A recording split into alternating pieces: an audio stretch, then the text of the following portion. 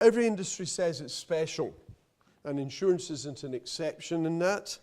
That can trigger some interesting questions when you're faced with one of the words that's been used over the last couple of days is that the GDPR is horizontal legislation, which I think is EU jargon. I think I'd probably prefer cross-sector. Yes. Or general application. Everybody's caught by the GDPR, whether you're an insurer, a bank, a telco, whoever it is. It's one of those cross-sectoral ones which isn't interested in the specific concerns of insurers or the specific concerns of banks. It's interested in data subjects generally. So that's one of the first angles that can come up. So we'll talk about health insurance, we'll talk about employee benefits, and the like against a broader health policy agenda arising out of, in particular, the legal questions arising out of e-health, m-health, mobile apps in insurance, and therefore the GDPR, central to all of that.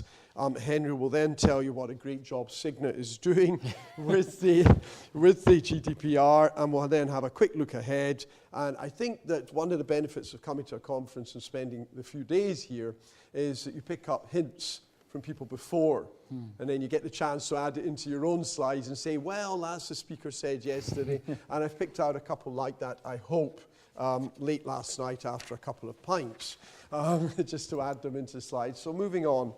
All right, this is straightforward.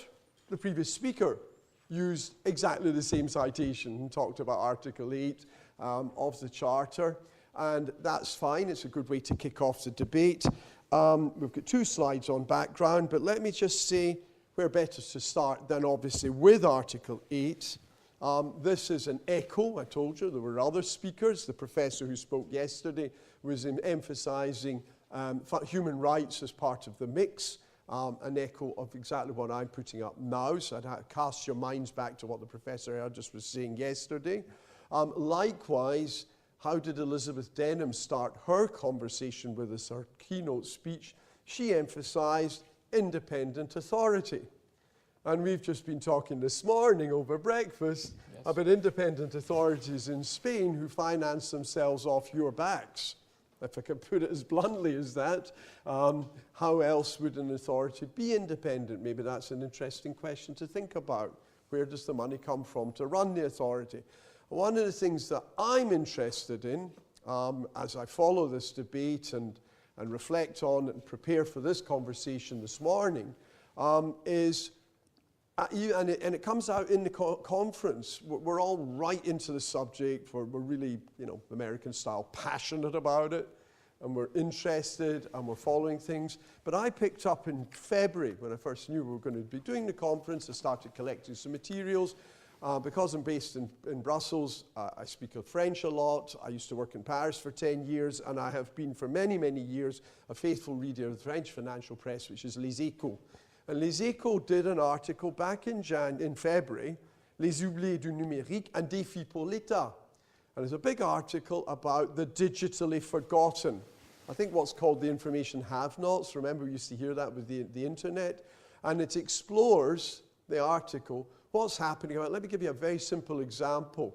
In rural France, you want to get a subsidy from the Common Agricultural Policy when cattle have had have calved. You have to do it online, you have to do it fast. Otherwise the connection's broken and you don't get it lodged in time. And this is actually happening. And the journalist explores and talks to farmers. And this is the digitally forgotten, where the access to the network and to the internet isn't good enough.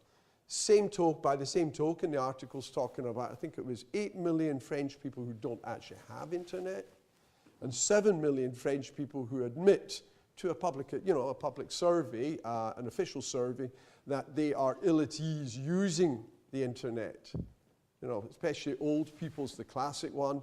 And we're all just assuming here in this conference that everything's hunky-dory and it's wonderful out there, and in fact it's not. And I think we have to step back, and one of the words, I'm a lawyer. Have you ever heard of a humble lawyer? But I think we need to remember a little bit of humility when we're talking about how wonderful the technology is.